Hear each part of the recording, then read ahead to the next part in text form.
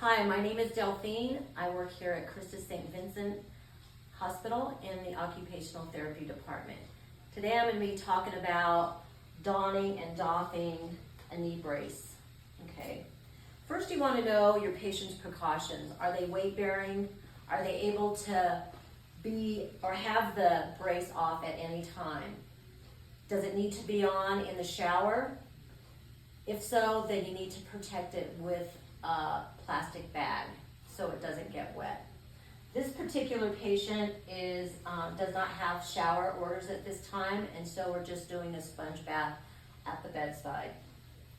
So with this particular brace, I always have it on the outside of the clothing. And of course, I'm always doing some skin inspection to make sure that there's no redness or puffy areas that I haven't noticed before.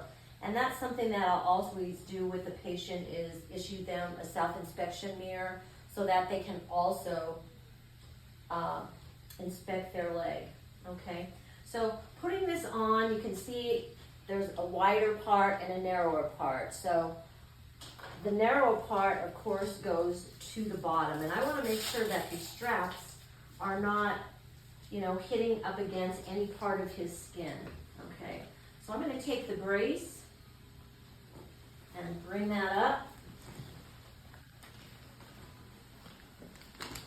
Thank you so much. You're moving so well. So these, I want to make sure are at the knee where it articulates. So I want to bring that up pretty high. How are you doing there? Doing well. Okay, great. All right. The pant leg could go down just a bit. Thank you. Thank you for telling me that. And you always want to ask for your patient's input. How's it feeling? And doing some education as well. So he is able to fasten the top two straps, and I'll have you do that there, and I'll just hold that because I know it's in a good position right now.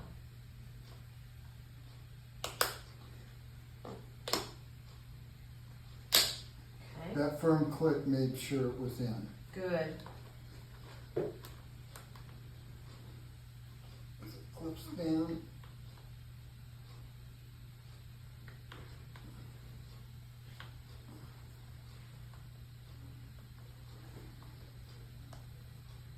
Flip it down. Didn't clip. Can I help you with that?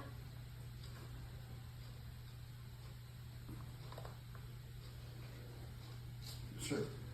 Okay, so I just want to make sure that it's in and that's clipped. That's pretty loose right now.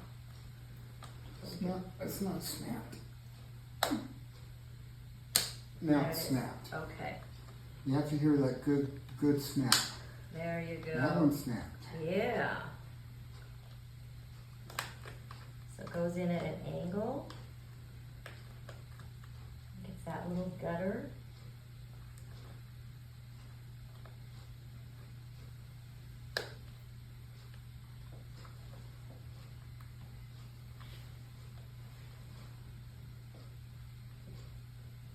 Now I'm not putting a lot of pressure on his leg for sure. Okay. I check it. Check this one. And that's in. Okay. How does that feel to you? Feels pretty good. Feels like it's in the right spot. Okay. I can articulate the knee there. All right. Terrific. Next we're going to go on and we're going to don the TLSO brace. Okay.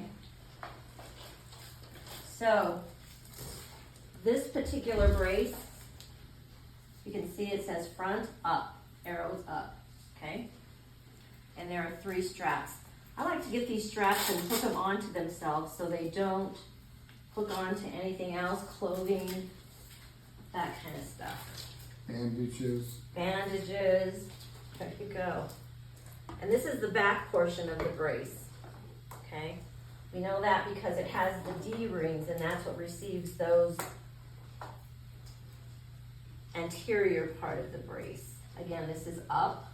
You can see how gets formed for over the hip area, okay?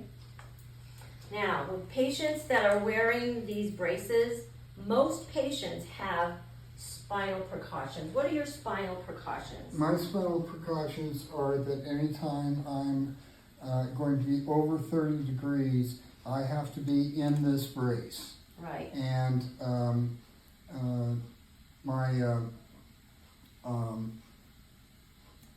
so if I'm up in my wheelchair, if I'm up in the walker, then I'm clearly over the 30 degrees. Right. And so I have to have this brace on. Right. And my other precaution is I'm not supposed to twist, but I'm able to log roll in order to get into this brace. And so a lot of people, the way they get into the brace is they're already sitting up and they put the brace on. I can't do that because of my spinal precautions. Right. So no bending, no lifting, no twisting. So we use a log roll to get you into this brace. That's correct. All right. So in order to do a good log roll, we want to be flat. Well, be flat or nearly flat. I don't, Just not past 30 degrees. well, certainly not past 30 degrees. Okay. And I'm not completely flat right now.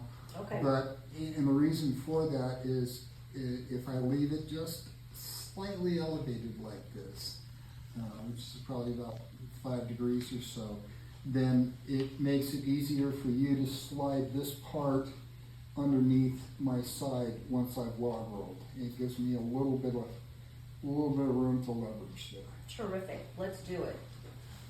Bend your knees. There you go. I'm putting the brace on. And Okay. I bridge. I'm making sure those straps are on the other side so he rolls to me. And then I'm going to log roll, and now I'm able to adjust the brace so that when I feel here, I've got about equidistance up each side, so I know that I'm positioned right. It feels good underneath my spine, and so now we're ready for the front, Okay. which is going to go on over the bottom.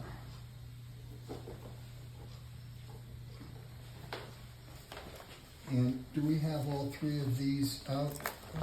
Because if they're not, then They're right here. sometimes people put them on cattywampus and we have to redo them.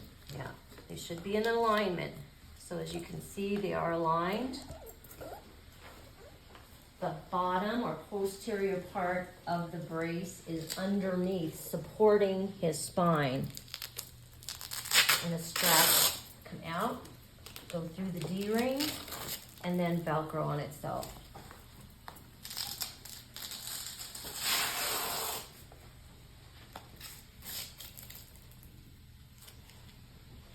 And I just like to alternate putting these straps on.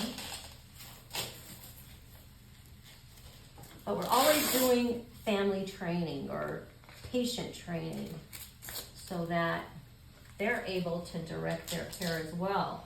How is that feeling? Is that feeling okay? That feels good. The big problem is to get it too loose so it slides up and down, and that's not good.